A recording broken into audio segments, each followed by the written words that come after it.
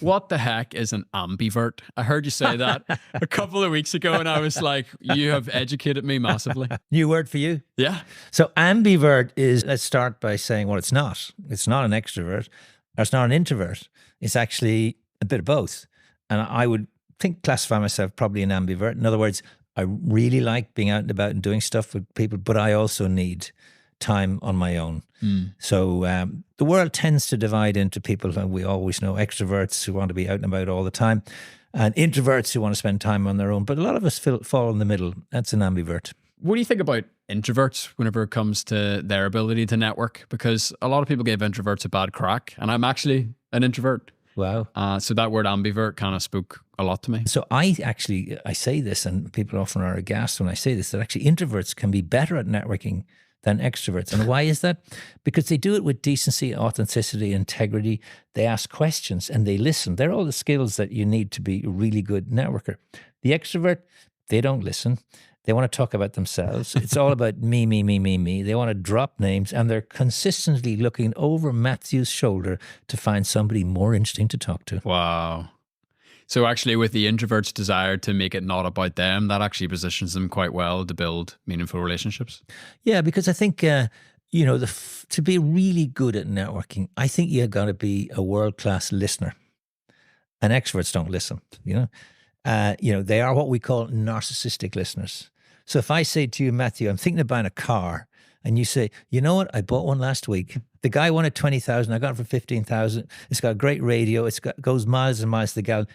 You've taken my topic and you've hijacked it and made it your topic. Now, people do that all the time. They are narcissistic listeners.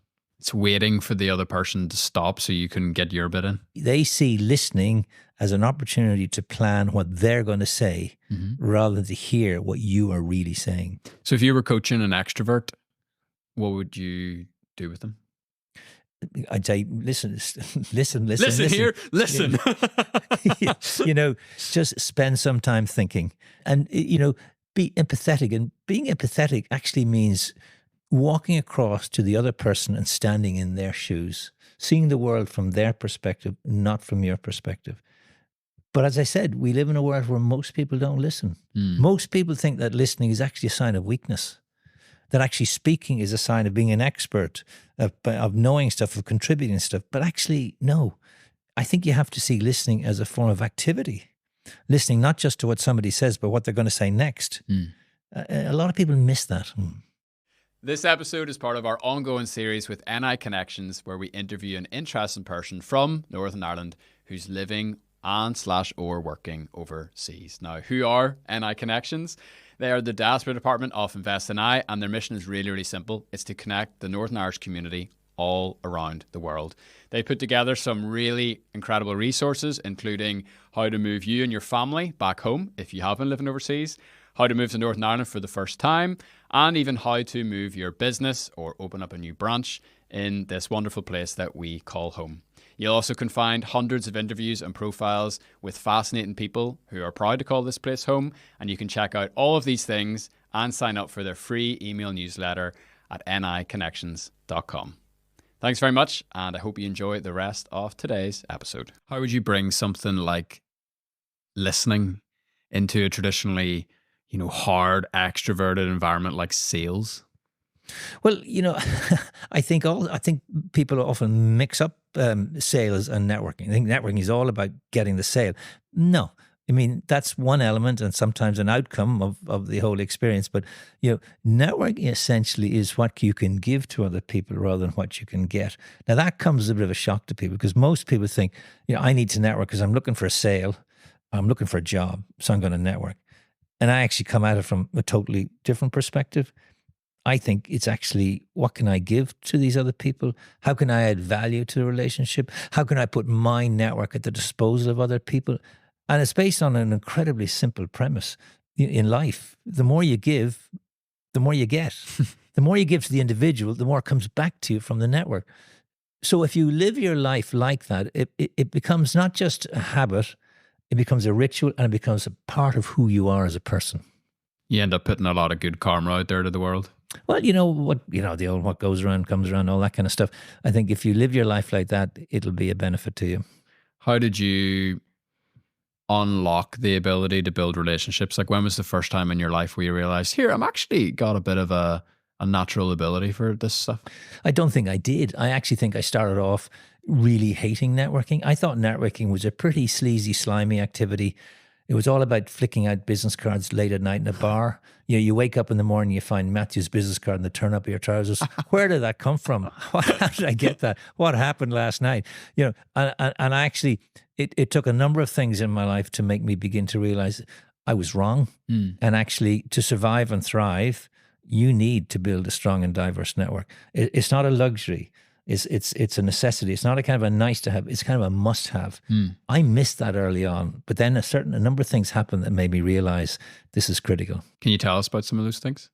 So I got posted to work in Australia as part of my job, and I was sent out to Australia, and I didn't know a sinner in the Southern Hemisphere. I mean, I met a lot of sinners since, but I didn't know anybody. And I realized that to survive and thrive, I needed to build a strong and diverse network. I just really had to work at this sort of stuff. And actually, it's quite funny what happened, because my mum, as all mums, had a neighbor whose kid was in Sydney, and I got the phone number, and I rang this guy, and I said, could you introduce me to the local Irish business network here in Sydney? And he said, there isn't one. So not knowing anybody, I said, well, what if could we set one up? Like, you might be able to know some people. So we had a dinner, and 13 people showed up for the dinner in Sydney in the rugby club down in Pitt Street. The chairman of Australian rugby then was a guy called John O'Neill, so he's part of the Irish diaspora. And we called ourselves, we decided, because we both played rugby, the Lansdowne Road Club, where Ireland used to play rugby. And then as this thing grew, and in the spirit of sort of sporting ecumenism, we dropped the word road and we call it the Lansdowne Club. It's there today. It's the biggest Irish business network in any city in the world. There's 5,000 members. I mean, it's become an extraordinary success. But I learned from that another mantra, which has guided me in my life, is that nobody starts a large organization. Everything starts at zero. Everything starts at nothing. I mean, when you think about it, a 21-year-old son of a Syrian migrant in a garage in Cupertino in California with a 27-year-old pal called Steve Wozniak. This guy, Steve Jobs, created the first Apple computer. And around the corner, there was two guys, one called Bill Hewlett and Doug Packard, started a printing company with $500. Walt Disney in a shed produced the first cartoon. You know, Amazon started in somebody's front room, and Zuckerberg started Facebook in a dorm. Ryanair started with one plane and 18 passengers in 1985, took off from Waterford, just about made it over to London. The first flight of Ryanair. It'll do 21 million passengers this month alone. So I love that idea. Nobody starts a large organization. Yeah. And you headed to Australia without a single person in your quote unquote network. And you just went. See, I think when you're in a situation like that, you have to go like 51% of the way rather than 49% of the way. You actually have to, seek out unlike-minded people. You actually have to get good at talking to strangers, which is something that's really critical in networking. A lot of people live their lives spending their entire time with people that they know really well. Vast majority of the people they spend time with, they know extremely well. They've known forever. When you take on an adventure, if you like that, then you have to actually change your behavior. So you mentioned the word diaspora. What is that? Well, most think it's something you take two of with a headache. and it's a word that's become, I think, a bit more in vogue over the last few years, but it's been around forever. So it's actually two Greek words, dia meaning over and spiro meaning scattering. And it was first used with reference to the exile of the Jews from Babylon in the 5th century, and was always associated with the Jews and with Israel. But now it's gone mainstream. And one of the reasons it's gone mainstream, think of these statistics. In 1990, there was 150 million people living outside the country they were born in. That number today is 285 million. But technology and communications have changed everything. So think of this island of Ireland. 10 million people left this island in history. That's the bad news. The good news is 10 million people left this island in history, because now we have what we call an empire, not built by military might or force of arms, but just the fact that so many people left this island. So we now have an extraordinary kind of global tribe. Imagine this. These are the facts. There was once, at one time, the Prime Minister of New Zealand was called Muldoon. The Prime Minister of Australia was called Keating. The Prime Minister of Britain, UK, was called Callaghan, the Prime Minister of Canada was Mulroney, and the President of the United States was Reagan. That's one of the great global tribes of the world, which would not have happened were it not for those awful statistic of 10 million people leaving this island. So people who live outside the country they were born in are by definition members of what we call diaspora. And of course, every country's got them in varying degrees and various sizes. It's not only countries, cities have them, villages, towns, organizations have them. And I got involved in that when I took on the job of working with the Ireland Funds. The founder, Tony O'Reilly, was a wonderful man, and he had a fabulous expression. He said, do you think people would respond to the distant drum, the ancestral echo of a land far away? And it was kind of unknown, unproven. And with his pal in Pittsburgh, Tony was head of the Heinz Food Company. His pal there was Dan Rooney, ancestrally from Newry in Northern Ireland. And he was the owner of the Pittsburgh Steelers, the football team, one of the great franchises in the United States. And they had this idea that maybe we could corral and engage the diaspora in the United States and get them engaged back with Ireland, particularly with Northern Ireland during those awful days. It was an unproven idea. And we had a black tie fundraising dinner in the Waldorf Astoria. The great and the good came. The truth of the fact is that the dinner was so unsuccessful. The only reason we had a second dinner a year later was to pay for the first dinner. And that's $600 million ago. Back to my first point, nobody starts a large organization. Everything starts at zero, at nothing. Yeah. And, I have to admit, I'm a founder member of an organization called CASE, and CASE stands for Copy and Steal Everything. Just go figure who does this stuff well. And of course, it was the Jewish community in the United States who were so aligned to Israel, and they were so successful and powerful that I actually had come up with a slogan for our organization called Peace, Culture, and Charity. I thought that was great. But on the night, Tony O'Reilly, who's a very funny speaker, he said, because we're aligned, we're so interested in the UJA, the United Jewish People, we're going to change our slogan to look Irish, dress British, think Yiddish. Right? If you could get those three things in alignment, maybe you have something going here. And as always with Tony, he was right. He had a vision, and he was completely right. What is it about coming from this place, being the island of Ireland, that it seems to me, and I've experienced this myself, and I also just have this impression, so that you can just kind of pluck an Irish person and drop them into somewhere, and within half a day, they've made mates with all their neighbours. They're down at the pub with the local people, and there's just this kind of magnetism around them. Why do you think we as a people, what is it about our culture or our environment or whatever that makes us naturally good at building relationships? I don't know the answer, but I think we're all social animals in a global sense. I mean, we crave, human contact, human connectivity.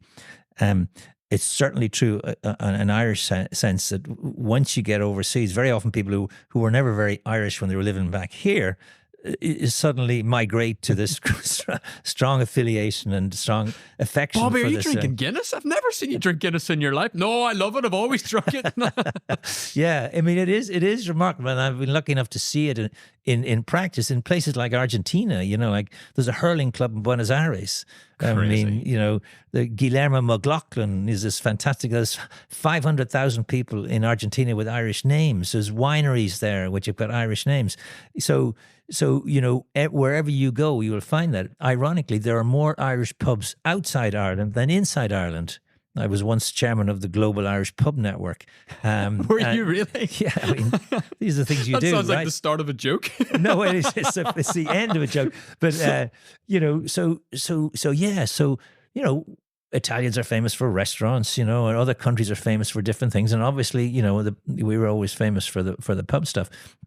But it is true, wherever you go, you'll find somebody, and maybe it is just because statistically, I mean, 10 million out of the population that we had. And it happened, of course, the famine, the population of Ireland in 1847, pre-famine was 8 million. The population of Britain then was 16 million, 8 to 16. Now it's like, 5 to, 65. So we do have this extraordinary network around the world. And that was the vision that Tony and Dan had, was to see, could we put some shape on this, and could we engage these people and get them to respond to stuff back in Ireland? And they were right. I love that phrase. Will people respond to the distant drum, the ancestral echo? That's powerful. Yeah. What is it about place that has such deep roots in us? I think, one of the things I say about diaspora engagement, it's not about a country. It's about a place. And not only are you very loyal to and very fond of somewhere like Donegal, you rather hope Cork falls over, And people say, oh, that's so Irish. It's not. I've seen it with the Scottish diaspora. I've been working in Bosnia, people from Sarajevo, have no interest in people from Mostar, and vice versa. And one of the fascinating things, and I was in Mostar just some months ago, the extent to which people want to come back from the diaspora and start tech companies and startup companies back in the town or the village where their parents or their grandparents were from. And one of the fascinating things, like Dan Rooney, he's not Irish. His parents weren't Irish, but his grandparents were Irish. But he is so loyal and committed. Now, unfortunately, Dan's passed away, but his family have continued it on. So it's intergenerationally, this stuff continues. And I think it's been helped by, technology and communications in a sense, because in the old days, when you were gone and emigrated, you were gone forever. It was all over. Whereas now you can live a hyphenated life. In the old days, your geography dictated your identity. If you lived in Southern California, that's who you were. But now you can live in Southern California, but be very engaged back in Poland or Greece or Ireland. And that's an interesting kind of, as I say, hyphenated. You be American and Scottish, American and Polish. So you can kind of be engaged in both places. And technology's made that possible. I mean, I get calls from people from Sydney that I used to know who've read the Irish newspapers before I've read them. And the thing is, they get them online. They're 12 hours ahead of us, so they've read them before, and they're calling me up and asking me questions, and I say, hang on, I got to look at the newspaper. so I think that, the world's got a lot smaller as a result of that. But I also think one of the strongest drivers in life is having a sense of belonging. I mean, we talk a lot about diversity and inclusion, but there's actually a lot of, in America and the West Coast, you hear a lot of people talking about DIBS, diversity, inclusion, and belonging. And this sense of belonging, sense of identity. And you see it in sport all the time. I was just at a rugby match the weekend here in Dublin. 50,000 people watching Leinster play Munster. I was watching the World Cup in rugby in France. I mean, it's just incredible. People came from all over the world. So sport has it, but you see it in lots of different domains. Culture has it. Business has it. I used to work for IDA Ireland, and the job was to get inward investment into Ireland. So we always use the diaspora, not necessarily to make the investment, but to make an introduction, to give a piece of advice, to help us find something. Because winning an FDI, foreign direct investment decision, very, very competitive. And, to win it, fantastic. If you come second in that competition, even if it's by a tiny amount, you get nothing. Yeah. Zero, nada. So I began to realize the notion of marginal gains. Being a tiny bit better doesn't get you a tiny bit more. It often gets you a whole lot more. And being a tiny bit worse often doesn't get you a tiny bit less. It gets you actually nothing. I'll give you an example. When Intel, the great computer company, when they were deciding where to set up their European headquarters, they looked at all the European countries. They looked at Ireland, and they came to us and they said, we've decided to locate in Scotland, not Ireland. And my boss, the IDA, said, why? And they said, because there's more electronic engineers coming out of the university system there, and it's part of a bigger domestic market in the United Kingdom. And my boss said, give us 1 month. And he hired a recruitment company. And the recruitment company identified 1,000 Irish electronic engineers who are working, none of them in Ireland. They're working for Nixdorf, Siemens, Motorola, Nokia, all around the world. And they were interviewed and asked, if Intel came to Ireland, would you want to relocate back to Ireland? And 80% said they would want to come back to Ireland. Crazy. Intel changed their decision They said no to Scotland. They came to Ireland. They went to Leixlip. They've invested 25 billion in Leixlip. They have thousands of people working there. They've sub-supply going on. They're paying massive corporate tax. It's a phenomenal success, and it was won by a wafer-thin margin. Now, we see that in sport every day. I mean, the Masters golf is won by one shot after 4 days of golf. You see it all the time in sport. But actually, it applies to life and business as well. Yeah. Being a tiny bit better doesn't get you a tiny bit more. It often gets you everything. It's really interesting. So we met at Brendan McGurgan's Scale X conference, and Brendan's a big fan of the concept. We spoke about it off air, who, not how. Whereas if you're faced with a business problem or a personal problem, don't ask how, ask who can collaborate with me to make this happen. And what you've just laid out there is actually the who network is much bigger than we thought it was. It's not just, in my case, what's going on in Belfast, what's going on in Northern Ireland, what's going on the island of Ireland. It's how can we even tap into the diaspora network around the world, where there's almost just these infinite possibilities, these infinite networks that can actually show up and make a huge difference. In fact, we went a bit further. We actually called these people tipping agents. They were people who could nudge a deal, because very often you just needed a nudge to be a tiny bit better. So these tipping agents would give you the piece of information, make the introduction, help you in some way, which would give you that tiny little marginal bit of an advantage over the opposition. And so, we kind of commodified this, if you like, and made it part of our policies, is who's the tipping agent? Who's the person who can help? So back to the who, not how or what. Yeah. How do you identify the tipping agent, and what are some ways, I guess, tactics that you use to get close to them? So, there's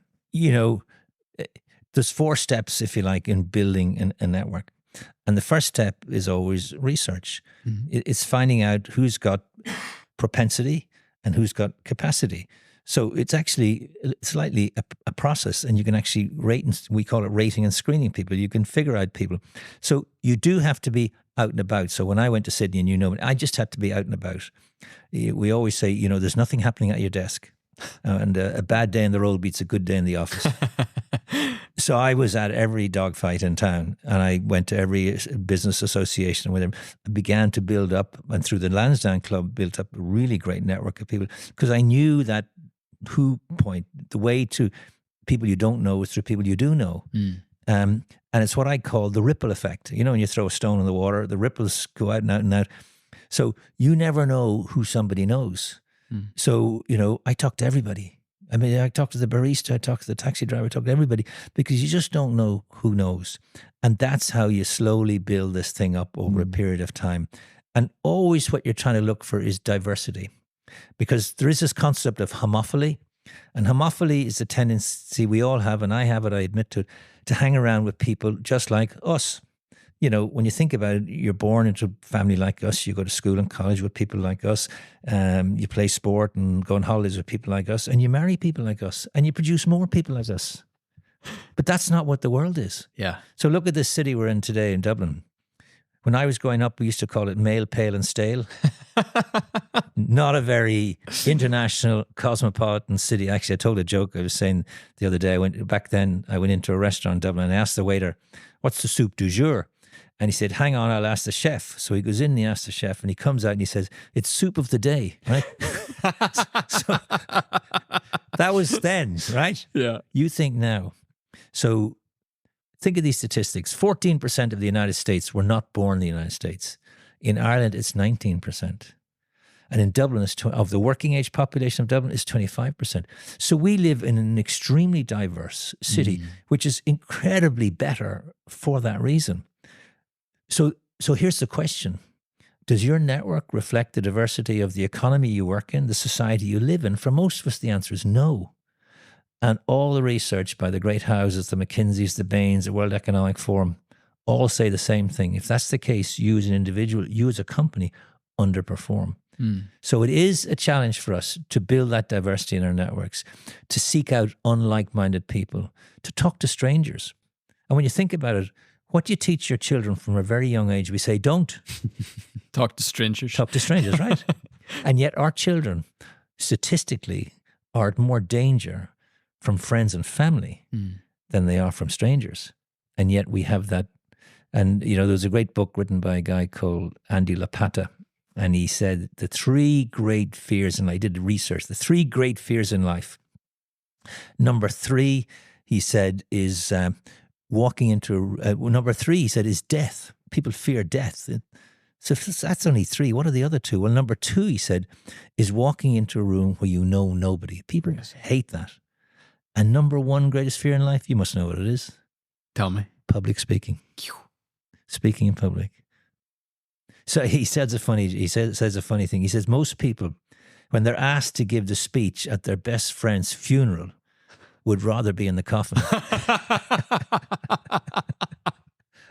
That's so funny. I'm thinking about like recent weddings I've been to where, around the time of the speeches, everyone's just falling apart. The father of the bride, the father of the groom, they're just in pieces, That's crazy. Yeah, they're just... You talk a lot about, or, it's out there kind of in the world where, you need to be kind to the people that you meet on the way up because they're the people that you'll, kind of bump into on your way back down. Yeah. You've got this lovely phrase, you call it sending the lift back down or sending the elevator back down? Yeah, look, I'm at this stage in my life where I got helped enormously in Australia, in the United States, in the UK, in France, where I live. I got helped enormously by people, but I can't help them now. They're either not around or I've lost touch with them. But I can pass it on. So I think it's important for all of us, particularly at my stages, to send the elevator back down, to help people who are on their way up and they're struggling along the way, because we all have something we can offer these people. So I just do. I mean, I go into schools and do it. I go into youth clubs. I do into colleges, universities. I just think, at this stage, it's important you send it on. I also have a reverse mentor, somebody who's a youngster in their 20s and they mentor me. I mentor a number of people. I actually mentor a wonderful Nigerian woman who came to Ireland. And I asked for somebody from Africa and she was allocated to me and I met with her.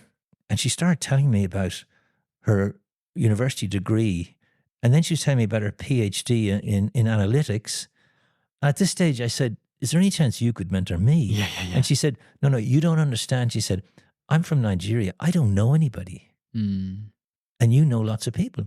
So what I do is I take her out to chambers of commerce and we go to business events around town, and she's fantastic. I've learned so much from her. So I think doing that kind of stuff is about passing a little bit of this stuff on and sending the elevator back down. Yeah. And what I like about that is it can be applied no matter what stage of life you're at. Correct. One of the things we talk about as a team is to be who you needed when you were younger. And, Daniel here, who's working the cameras today, 19 years old, there's loads of people in Daniel's life he can send the elevator back down. Correct. So many people, that were in his shoes just a few years ago, where now he has the chance to be that guy. Yeah, absolutely. I mean, I just think more of us should do more of it, Yeah. I love that approach, that giving approach. It's a real posture of service, which I am really drawn to. Yeah.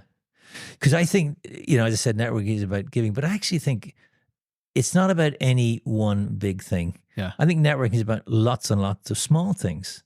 And in fact, I have a publication called 50 Networking Tips. There are all lots of small things. I'll give you a few examples. Like, I never go anywhere without a notebook and a pen. I have it in my back pocket. Everywhere we go, I have a notebook. I mean, no big deal. Because here's the thing. In every group that you're with, in any time you're with an audience or with a group, it's full of people with great ideas. Yeah. But they're not written down anywhere. You can't Google them. They're in people's heads. And the only way you can extract them is to converse with them and talk with them and communicate with them and connect with them. And so bring that little book. Every day I'm writing stuff down in the book. Here's another couple of tips I think are so simple, but they're very effective is never leave thank you naked. And by that I mean never just say thank you to somebody, because that's a kind of a throwaway generic line. But thank you for setting up this interview today, or thank you for introducing me to a friend, or thank you for getting me a cup of coffee. But being a little bit more precise is great. And then the third one I would suggest is, try and find 2 or 3 emails every day that you return with a phone call, not with another email. And it's all the stuff I'm trying to do is to completely understand it's important to be high tech, but it's just as important to be high touch. And I think we're in a world where we're hurtling down the sort of purely tech approach, and that, at one level, that opens opportunities for people to use that high touch approach, because I think that makes such a difference. And as I said a minute ago, we're social animals. We crave social contact. But technology, which was designed to bring us all together, is actually having exactly the opposite effect. Absolutely. And it's tending to starch the humanity out of our existence. Yeah. And I don't think that's healthy. Yeah, and I was thinking earlier, whenever you were talking about the diaspora and the marketplace in general, you know, from a young age, particularly in the north, we're kind of keep your head down, you know, don't stick your head above the parapet, all this sort of stuff. But actually, the marketplace rewards you poking your head up and standing up and public speaking, like you're saying, talking to strangers, increasing your network. And as we are becoming kind of more siloed off, people talk a lot about polarization, people talk a lot about, you know, upcoming generations and people on their phones too much, all this sort of stuff. It just has presented this amazing opportunity if you're brave enough to take that step. I absolutely. I mean, I think, and I don't like to dish on the next generation, but there's such a focus on electronic communication and devices, etc. I think they miss something. He's bobbing his head. He's bobbing his head along to that. I mean, I think. You know that piece of parental advice that you tend to hear, and I certainly think I got when I was sort of starting out after college and everything, which was keep your head down, you know, work hard, keep out of trouble, and let your good work speak for itself. It's very poor advice. Do you know why, Matthew? Because work doesn't speak. Other people speak. So other people, those two pesky little words, hold the keys to your career success. And I often quote Carla Harris, who's a great Morgan Stanley vice chairman in the United States. She said, you've always got to remember that every major decision about you, your career, your next promotion, your compensation will be taken by a group of people sitting around a table in a room, and you won't be in that room. So how true is that? And I'm a fan of a guy called Harvey Coleman, who has this thing called the pie theory of career progress, which is kind of outrageous when you hear it first. Then when you reflect on it, you begin to think, you know, he was onto something. So what he said was that P of the pie theory stands for performance. He said, how well you do your job contributes 10% to your career progress. What? No, surely do a super job and you'll soar. Do a super job, must be 80%. He says, no. He said, doing a super job is the minimum. It's mandatory. It's expected. It gets you on the ladder. It doesn't get you up the ladder. And he said a really interesting thing. He said, you get paid on performance. You get promoted on what other people think of your potential. So now he's introducing those two pesky little words, other people. Now he's introducing an element of subjectivity to your career progress. So if P is only 10%, what is the I and the E? Well, the I stands for your image. What are you known for? You know, you need to be known, not famous. You don't have to become a Kardashian, you know, but you need to be known for something. And it's about your reputation. So what's your reputation? As Jeff Bezos says, your reputation is what somebody says about you when you're not in the room. So image becomes, he says, 30%. So that leaves 60%. So what's 60% of this career progress notion he's got? And he said, it's exposure. Who's seen you in action? Wow. Who's seen you deliver? Who's seen you speak? Who's seen you at meetings? Do you do visible work? Do you do invisible work? Now, it's a really outrageous theory. And yet I've been talking about this all over the world for years and years. And everybody I go says they completely agree. They might argue in the percentages a little bit, Sure. but the concept. But if that concept's correct, it really does turn on its head that parental advice stuff.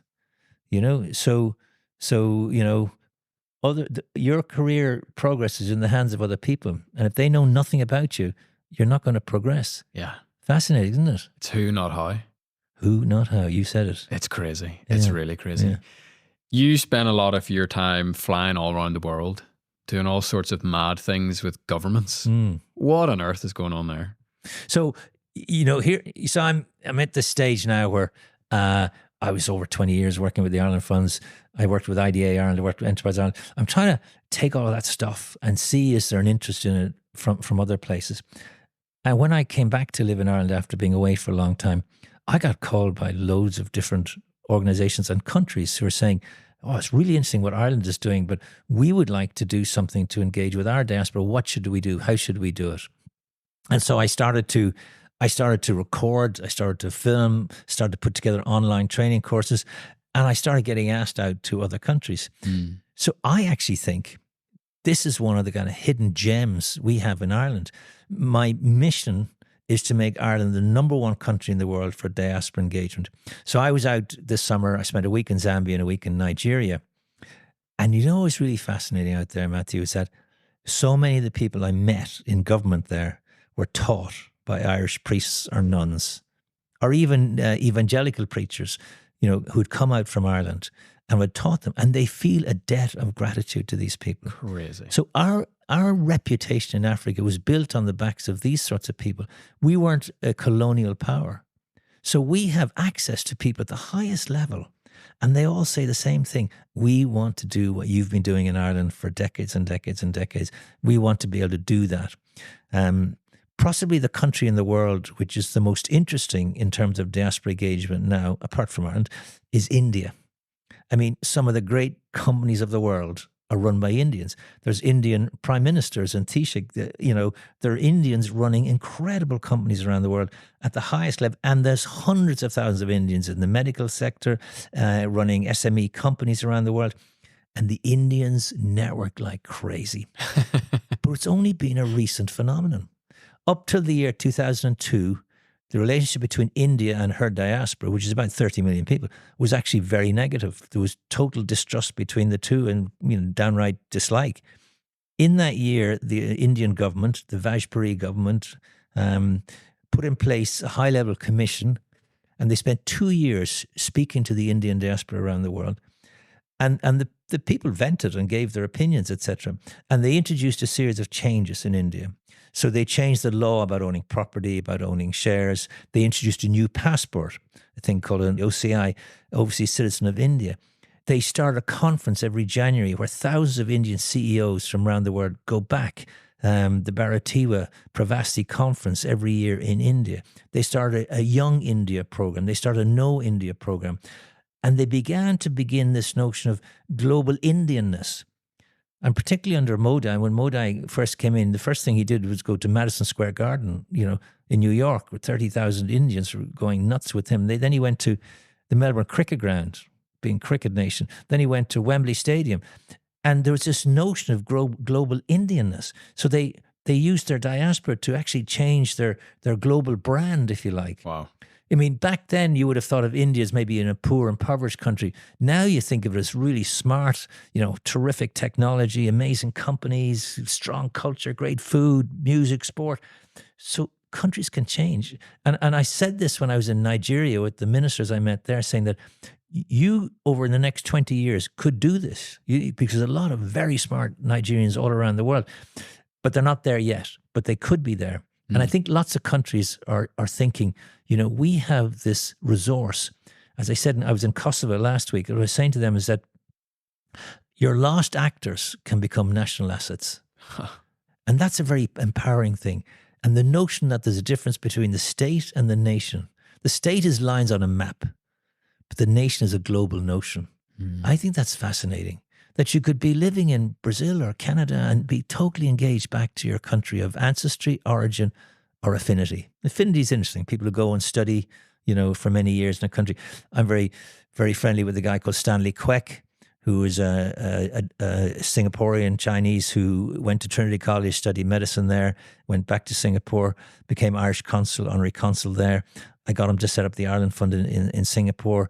He's engaged back with Trinity. He's given them millions for cancer research, and that's an affinity connectivity. And because kids now and students now are moving from country to country, they engage with those places. So that's a resource. So I think that what we're really trying to do is rewrite that whole notion of what nationality is about. Maybe replacing it with patriotism, which is kind of love of country and doing stuff, but you don't necessarily have to live there. Yeah. And how does that play into the whole world of philanthropy? Well, philanthropy is an interesting thing. I mean, philanthropy is actually 2 words, philos, anthropos, was love of mankind. Essentially, it came from back to the Greek origins. I like the definition of philanthropy. It's basically, private wealth for public good. I like that. It's planting trees under whose shade you will not sit. I like that. We sometimes call it the 3 T's: time, treasure, talent. Everybody can do something. But the interesting thing about it now is that we're in the early days of the greatest intergenerational transfer of wealth in history. In other words, the greatest cache of money in the history of mankind is now in the hands of people who age 60 and over. And as the fella says, there ain't no roof rack on the hearse. You can't take this stuff with you. In Ballymena, they say there's no tow bar on the hearse. No tow bar, no pockets in a shroud, all that kind of stuff. But it is that reality and a realization that when you're wealthy, there's only 3 things you can do with your wealth. So the first thing you can do is you can give it to your kids. And that's fine. But a lot of people don't want to give their kids huge gobs of money because you actually destroy them. I mean, Warren Buffett, the great investor, said it's more important what you leave within your children than what you leave to your children. So if you don't want to destroy your kids by giving them excess money, the second option is you can give it to the government in tax, which doesn't seem that popular. And the third option is you can give it away. Now, the reason we're in the early days of a surge in this is that intergenerational transfer, which, depending on who you listen to, it's probably in the US alone, maybe 60 trillion. It's going to be transferred. We would have worked in that space with the Ireland funds and supporting nonprofits throughout the island, and many, many, many in Northern Ireland. But I particularly loved the Irish American guy called Chuck Feeney because he was a fascinating guy who was a radio operator in the American Army in the war in Korea. But when he got kind of demobbed, he went to Cornell on the GI Bill, and then he started duty free in Southeast Asia, and he ended up making an absolute fortune, which he enjoyed, etc. But then he began to realize, there was a difference between joy and pleasure, if you like. He was a disciple of Andrew Carnegie, the great Scottish philanthropist, who said, "He who dies rich dies disgraced." And Chuck began to reflect on what could he do with this wealth, and it was significant wealth. And he set up a foundation and he started funding organizations in a number of countries, one of which was Ireland, North and South. So he gave close to 2 billion to educational institutions in Ireland. We would not be where we are today as a country were it not for this one guy, this New Jersey guy who contributed so much. And he had this wonderful concept. He believed in, as Andrew Carnegie did, in what we call a limited life foundation. In other words, you give away your money while you're alive. You don't leave it for your descendants to spend in areas that perhaps you don't even have much interest in. And he had a lovely concept. He wanted to give away his final check on the morning he dies because he said, "I want my check to the undertaker to bounce." Is that not a wonderful way to live your life? That's incredible. Not? And he was a very modest guy. I mean, he flew economy. He had a $10 watch. He, spent $8 on a bottle of wine. He just was he was a frugal rather than flamboyant consumer. Absolutely wonderful person who did extraordinary things and always did it very quietly. Yeah. It wasn't looking for any names or any plaques or anything. Just did what he did. Yeah. And got great pleasure from it. I highly, highly recommend reading the book, The Billionaire Who Wasn't, which is about Chuck's life. Yeah. And the fact that he gave, pretty much all of it away without hardly anyone knowing. It was like top secret. He had this elite group around him, and it's like, don't you dare tell anybody that this is going on. Well, in fact, it reached the stage that, so university would be building a great big library, and the president would be asked, how did you fund that? And he said, "Oh, I can't tell you. It was anonymous." And they'd say, "Oh, Chuck Feeney gave it to you." That's class. Shifting gears a wee bit, just as we kind of land the plane. You said earlier you should never leave a thank you naked. Naked, yeah. And I feel like you do something else based on what I know about you. You also rarely send a thank you unaccompanied. So you're a mad one for writing handwritten notes. I do. I always write handwritten notes. I mean, here's an example of one I just got the other day from a school. It was a nice card, and the headmaster wrote, and with pen and ink. So I have our own cards here, the network issue. Every week I'm writing, but I use a pen and ink, and I put a stamp on an envelope and I put it in a postbox. So Charles Dickens would be proud of me. It's gone back. But I tell you this, the person who receives this won't be getting any more of these. They won't be getting from other people. It's very rare that people do that. Yeah. Because you're making a statement. You're putting time and effort, and you're making a degree of genuineness around the thank you. And so I'm a huge fan of some of these slightly old-fashioned things. Picking up the phone to people, sending handwritten notes, sending articles, sending books even to people, because most people don't do that. Yeah. The important thing of kind of networking is you want to fit in and you want to stand out. You know what I mean? So you want to build your own personal brand around certain things. And they're all small little things, but they can add up. Yeah. Yeah. It's the compound interest effect. Yeah. And it's, like we talked about earlier, it's so easy to stand out and be an outlier because everyone else is not doing it. They're not doing it. They're just not making the effort. I call it the ABCD approach to life, is above and beyond the call of duty. Going the extra mile, there's less traffic there, all that kind of stuff. If you just add a little bit more value than most other people, because everybody's too busy. Everybody's busy being busy. They just don't make the time. Yeah. So, I think it's worth it. Marginal gains. Back to marginal gains. 1% better. You don't have to be 100% better than the opposition. You just got to be 1% better than the opposition. I'm just going to have a bit of fun here and play around. When is the last time you did something for the first time? Well, I'll tell you that I haven't ever said this publicly, but a couple of years ago, I did a course in stand-up comedy. Wow. So I went to the Gaiety Theatre because they have a training course, and I did 10 weeks.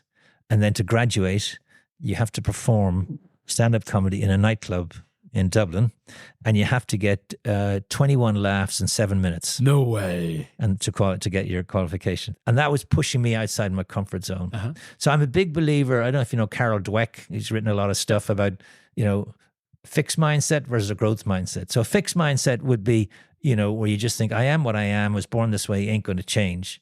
But the growth mindset is you identify areas where you'd like to push and learn and fail and try. So every year I have a bucket list. I mean, this year I spent 4 weeks in France on an intensive French course because I want to present the master classes I do in networking in French. Oh, come on. Now I've got some French. I played rugby in France for a season when I left college, so I got some French, but that's a long time ago. But it was a great experience, and I got an Airbnb.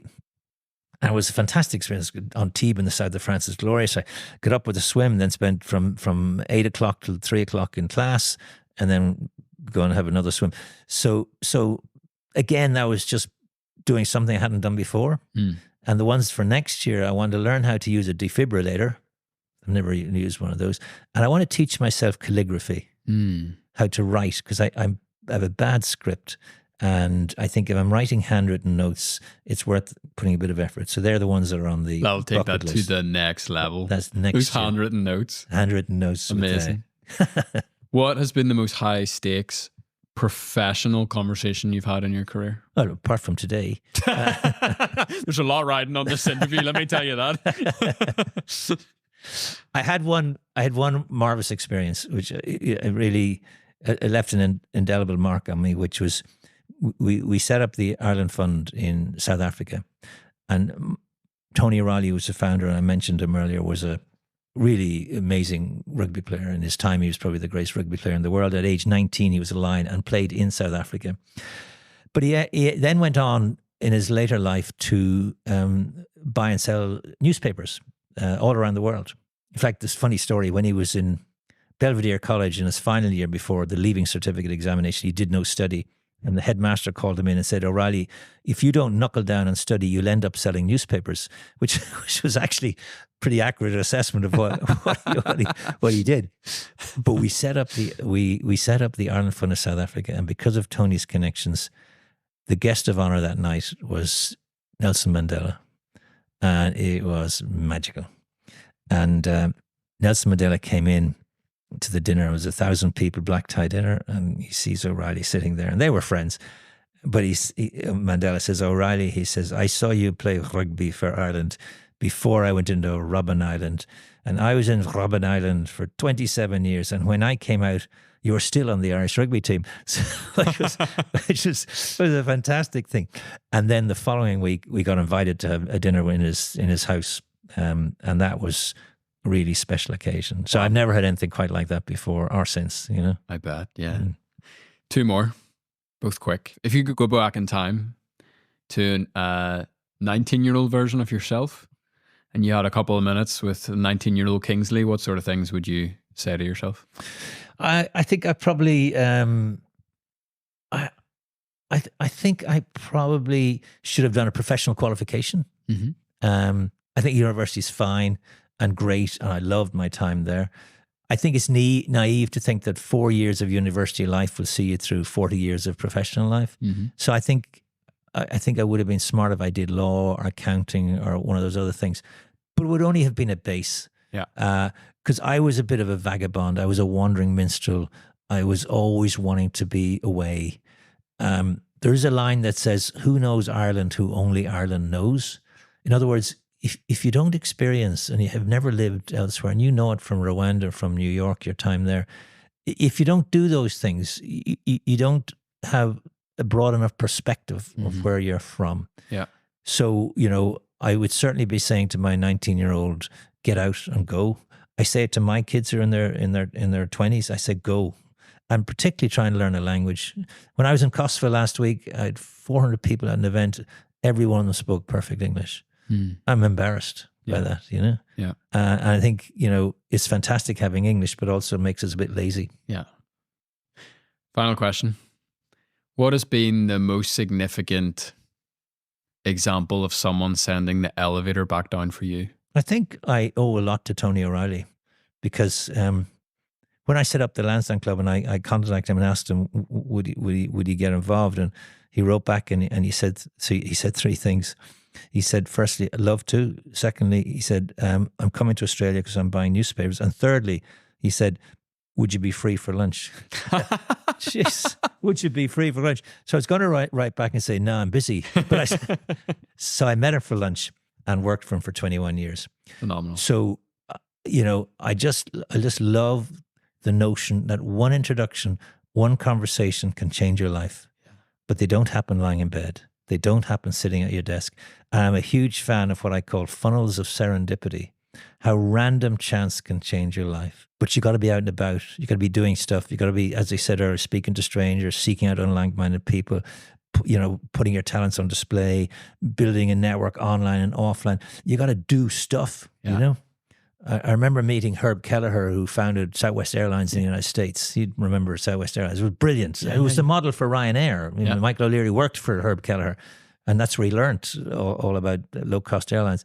And I remember asking Herb Kelleher, what's the secret of Southwest Airlines? And he said, do stuff. I always remember that, do stuff. The more stuff you do, other stuff happens. Absolutely. You know that quote, the harder I work, the luckier I get? Yeah. We had a guest recently say the way they think about that is they're just increasing the surface area for where luck and serendipity can happen. Yeah, I like that. I mean, and that was the Gary Player quote, wasn't it? The more I practice, the luckier I get. So I'm a huge fan. I mean, I think planning gets you to the tip of the iceberg, but luck, chance, serendipity gets you to the bigger 7/8 of the iceberg that's underwater. And some people think that serendipity, luck, and chance are just like a bolt of lightning winning the lottery. Just, they just happen. I actually think they're more like a gentle wind always at your back, and you can make them happen for you, but you got to do stuff to make them happen. Where can people find you? Here, and it's the Networking Institute. We have a website. We're on LinkedIn. Kingsley Aikins, I'm on LinkedIn. We've got a load of training courses, so if people want to dig deeper in this stuff, work with lots of corporates, work with lots of people. Lots of foreign governments. And lots of foreign governments. Just if you're a foreign government listening to this podcast. I'm sure there are. I'm sure. Yeah, so always open for a chat. Phenomenal. Kingsley, thank you very much for your time. I really, really appreciate it. Thanks, Matthew. Enjoyed that. Lovely. There'll be a link to the description for everywhere you can find Kingsley. And I highly recommend going through some of his programs. You've got that great, was it 52 networking tips? 50 networking tips. We've got, why companies should appoint a CNO, a chief networking officer. We've got the metrics thing, which these are the things you got to do every month. And we give you scores to make sure you can kind of build a strong and diverse network. So yeah, we've got a bit of methodology. And of course, we've got all these videos online you can adapt to. Smashing. All the goodies in the link wherever you're listening. Thanks again, Kingsley. Really appreciate it. Thank you. Amazing stuff. Just want to give one final thanks to NI Connections for making today's episode possible. You can sign up for their free email newsletter at niconnections.com, where you'll get straight to your inbox interesting stories from people who are from this place but are living and working overseas. You'll also get some really interesting insider information about best practices of how to move back home or how to start a business here and all this other really, really interesting stuff. niconnections.com is the place to do that. And we're so, so grateful that we're able to keep this series going thanks to NI Connections support. Have a great rest of your day. And thank you so much for checking out the podcast. Cheers.